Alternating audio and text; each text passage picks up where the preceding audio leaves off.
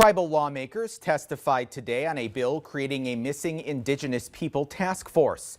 If passed, it would form a 10-person group to better improve search operations for Indigenous individuals.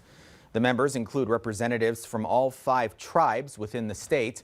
Supporters say a task force is needed to expedite the process to help murdered and missing Indigenous persons.